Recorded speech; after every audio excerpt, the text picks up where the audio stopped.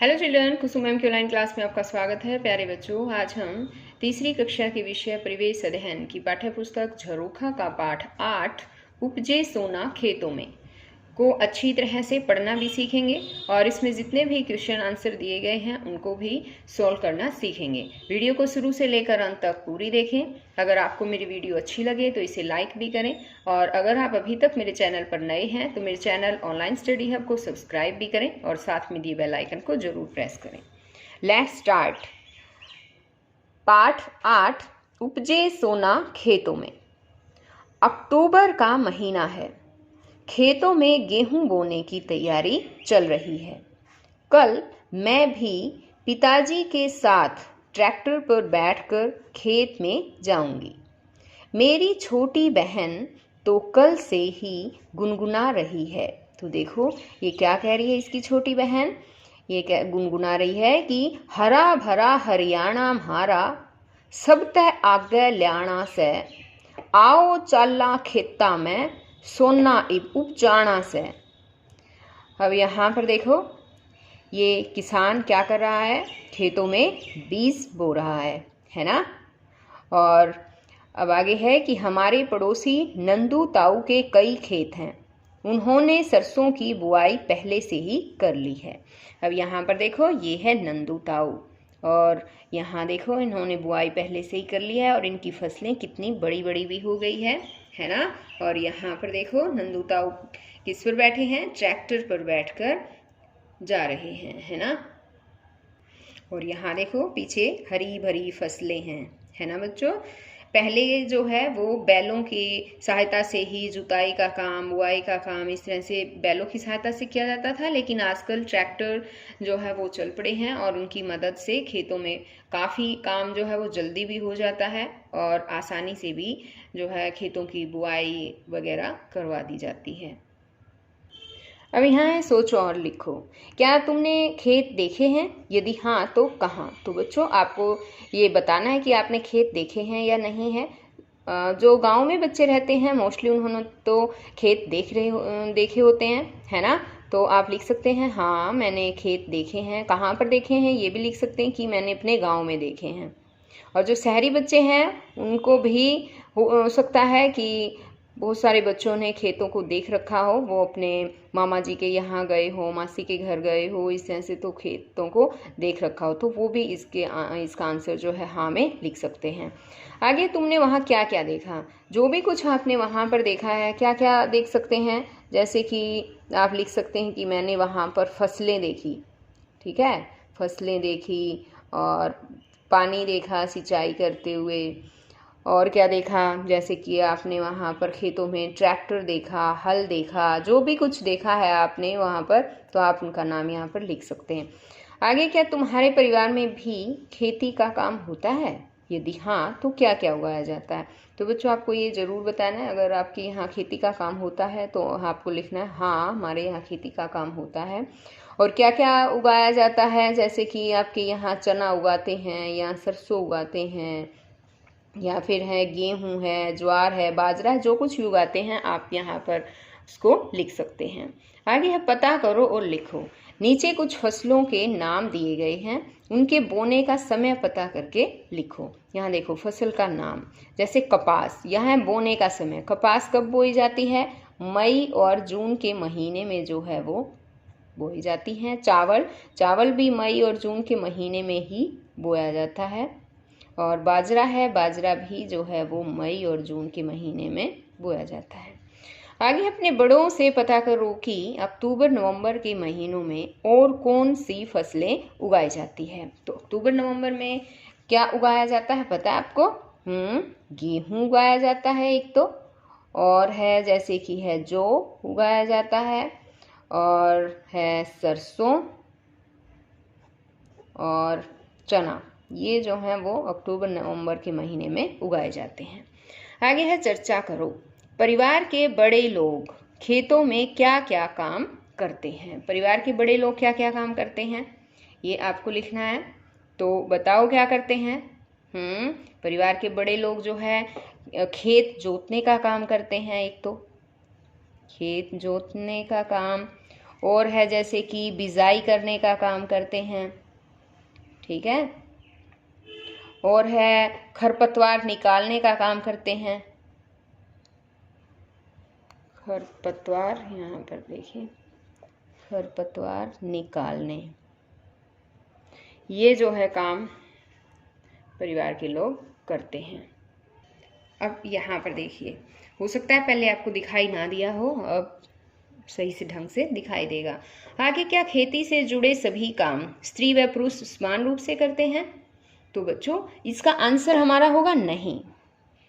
इसमें आएगा कि नहीं, खेती से जुड़े सभी काम स्त्री व पुरुष समान रूप से नहीं करते। पुरुष खेत जोतने, रात के समय फसल में पानी देने व मंडी में फसल बेचने का काम करते हैं, जबकि फसल रोपाई, उसकी निराई, कटाई के कामों में स्त्रियां और पुरुष मिलकर काम करते हैं। तो इसका आंसर आपको यही लिखना है, ओके, जितना जो मैंने बताया है। अब आगे है नई पुरानी फसलें। शंकर व रीना के दादाजी टीवी पर हर रोज खेती बाड़ी का कार्यक्रम देखते हैं।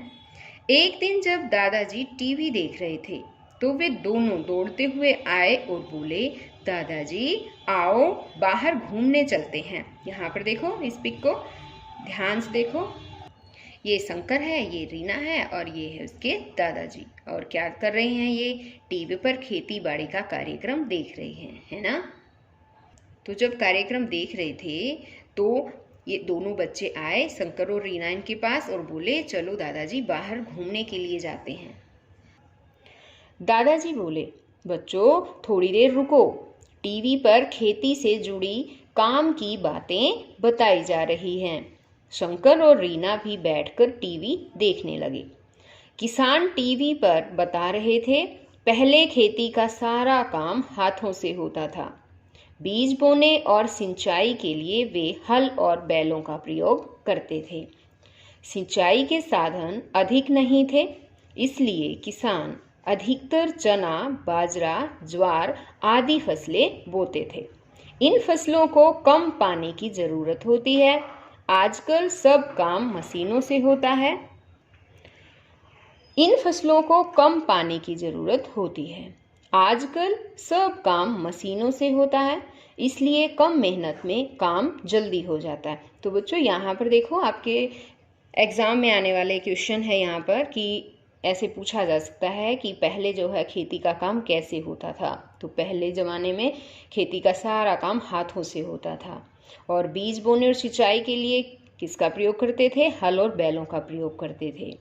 और ये भी क्वेश्चन हो सकता है कि ज़्यादातर किसान जो है वो ज़्यादातर कौन सी फसलें उगाया करते थे? चना, बाजरा और ज्वार। तो यही क्यों उगाए जाते थे पता है? क्योंकि इन फसलों को कम पानी की ज़रूरत होती थी। लेकिन आजकल फसलें कैसे उगाई जाती है? आजकल सब काम मशीनों से होता है, इसलिए कम मेहनत में काम जल्दी हो जाता है। ओके, अब आगे है, शंकर को भी यह बातचीत अच्छी लग रही थी।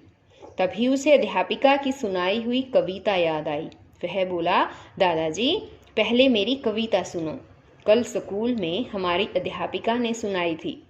दादाजी ने टीवी बंद किया और बोले, अच्छा सुनाओ। अब देखो, शंकर जो है वो अपनी अध्यापिका द्वारा सुनाई गई कविता को अपने दादाजी को सुनाता है। क्या कहता है कि नहीं हुआ है अभी सवेरा, पूरब की लाली पहचान, चिड़ियों के जगने से पहले खाट छोड़ उठ गया किसान। अब यहाँ पर देखो क्या दिखाया गया है, किसान जो है वो बैलों से, और ये हल होता है बच्चों, यहाँ पर देखो ये हल, इनसे खेत जोत रहा है। अब आगे इसने कहा है कविता में, गरम गरम लू चलती सनसन, धरती जलती तवे समान, फिर भी करता काम खेत पर, बिना किए आराम किसान। अब यहाँ देखो इस पिक में क्या दिखाया गया है, इसमें क्या कर रहा है? खेतों में किसान काम कर रहा है और गर्मा गर्म लू भी चलती है, धरती भी जलती है तवे के समान, लेकिन फिर भी किसान हार नहीं मानता और खेतों में रात दिन काम करता रहता है, अपनी मेहनत करता है और फसल उगाता है। अब आगे कहा इसने, है किसान को चैन कहाँ, करता रहता हरदम काम, सोचा नहीं कभी भी उसने, घर पर रहकर ना आराम। देखो यहाँ पर अब इस पिक को देखो, किसान को चैन नहीं है, हरदम काम करता रहता है, फसल को उगाता है, फिर उसको कटाई वगैरह करके अनाज निकालता है, ट्रैक्टर में रख के बाज़ार में मंडी में उसको बेच कर भी आता है, तब कुछ पैसे आते हैं और अपना परिवार चलाता है। इस तरह से उसने कभी भी घर पर आराम करने की नहीं सोची है, रात दिन मेहनत करता रहता है। कौन मेहनत करता है पता है? किसान। आगे दादाजी बोले, यह तो बहुत ही अच्छी कविता है शंकर। अब यहाँ पर देखो एक और बात बताएं बच्चों कि अक्टूबर नवंबर में बोई जाने वाली फसलों को रबी की फसल कहते हैं। अब एग्ज़ाम में आपके ये भी आ सकता है कि रबी की फसल क्या होती है या फिर खरीफ की फसल क्या होती है। दो तरह की फसलें होती हैं। तो जो भी फसलें अक्टूबर नवंबर में बोई जाती हैं वो रबी की फसल होती है, जैसे कि गेहूं, चना। और जो फसलें जून जुलाई में बोई जाती हैं उनको खरीफ की फसल बोलते हैं, जैसे कि बाजरा, कपास। ये आप याद जरूर कर लेना क्योंकि ये एग्ज़ाम में आने वाला क्वेश्चन है। अब आगे है ऐसा करो। यदि तुम्हें भी किसान से जुड़ी कोई कविता याद है तो उसे कक्षा में सुनाओ। तो बच्चों जैसे शंकर ने अपने दादाजी को एक कविता सुनाई है ना, उसी तरह की कविता, किसान से जुड़ी हुई कविता अगर आपको याद है तो आपको भी सुनानी है। नहीं याद है तो आप नेट वगैरह से निकाल कर वो कविता को याद करके सुना सकते हैं। आगे आप पता करो, अपने दादा दादी अथवा बड़ों से पता करके लिखो कि उनके समय में खेतों में क्या क्या काम हुआ करते थे। तो ये बात जो है आपको अपने दादा दादी से पूछनी है और फिर यहाँ पर लिखना है। आगे कौन सी फसलें अधिक उगाई जाती थी, उस टाइम कौन सी फसल ज़्यादा होती थी वो भी लिखना है। और ये भी लिखना है कि ऐसी कौन सी फसलें हैं जो पहले अधिक उगाई जाती थी लेकिन अब कम उगाई जाती हैं। कौन सी फसल हो सकती है बताएं ऐसी? बताओ। आपके जो मैंने लेसन पढ़ाया है उसमें भी आया था। अधिकतर लोग क्या क्या उगाते थे? चना उगाते थे और बाजरा और ज्वार, ये जो है अधिक उगाए जाते थे क्योंकि इनमें कम पानी की आवश्यकता पड़ती थी। ओके, आगे छांटो और लिखो। दी गई फसलों को तालिका के अनुसार छांट कर लिखो। अब यहाँ देखो कुछ फसलें दे रखी है और ये अक्टूबर नवंबर में बोई जाने वाली फसल की यहाँ पर लिखनी है और जो जून जुलाई में बोई जाने वाली फसलें हैं वो हमें यहाँ पर लिखनी है। तो एक बार मैं निशान लगवा देती हूँ, लिखना आपको है। तो सबसे पहले मैं ये बताऊंगी कि अक्टूबर नवंबर में बोई जाने वाली फसलें कौन सी हैं। ठीक है, अक्टूबर नवंबर में है एक तो सरसों, एक है गेहूं, ये जौ, चना और मक्का, बाजरा, ज्वार, गन्ना, कपास, धान, ये जून जुलाई में बोया जाता है। और सूरजमुखी भी जो है वो अक्टूबर नवंबर में बोई जाने वाली फसल है, आपको यहाँ पर लिखनी है। बाकी जितने मैंने टिक नहीं किए हैं ये वाली फसलें, ये जून जुलाई में बोई जाने वाली, इसलिए आप इनको यहाँ पर लिखेंगे। ओके, ये काम आपको खुद करना है बच्चों। आगे है मिलान करो। अब मिलान करना है, जैसे ज्वार, ज्वार क्या है? ज्वार एक चारा है। गेहूं, गेहूं क्या है? गेहूं अनाज है। सरसों क्या है? सरसों से तेल निकाला जाता है। चना, चने से दाल बनाई जाती है। और गन्ना, गन्ने से गुड़ बनाया जाता है। तो ये आपको इस तरह से मैच भी करना है और याद भी करना है। अब आगे है कौन सी फसलें और कहाँ कहाँ। ये है हरियाणा का मानचित्र। तो देखो बच्चों, आपने आज से पहले हो सकता है हरियाणा का मानचित्र ना देखा हो। ये हमारे राज्य हरियाणा का पूरा मानचित्र है और इसमें सबसे पहले तो आपको ये देखना है कि आप कौन से ज़िले में रहते हैं और वो ज़िला कहाँ पर है। ठीक है, ये देखना है। अब जैसे कि आप रहते हैं यमुनानगर में, तो यमुनानगर ज़िला कहाँ पर है? ढूंढ कर बताओ। हाँ, ये रहा, है ना। और अब मान लो आप रहते हैं हिसार ज़िले में, तो हिसार ज़िला कहाँ है? ये रहा हिसार ज़िला, देखो कितना बड़ा सा है ना। और इसी तरह से अब यहाँ पर देखो कपास, हमें कपास जो जिस भी ज़िले में कपास होती है वहाँ पर ये कपास का जो है वो फूल जो है इसने दे रखा है। और आगे है गेहूं, गेहूं की ये बाली दे रखी है। चावल, चावल का ये छोटा सा पौधा दे रखा है, तो समझ जाना कि उस ज़िले में चावल उगता है। और बाजरा, बाजरे का जो ये सिट्टा है वो दे रखा है कि बाजरे का जहाँ पर भी आपको सिट्टा नज़र आए यानी कि वहीं पर बाजरा होता है। जैसे अब हम सिरसा को ले लेते हैं, सिरसा में बाजरा भी होता है, कपास भी होती है और गेहूं भी होती है ना।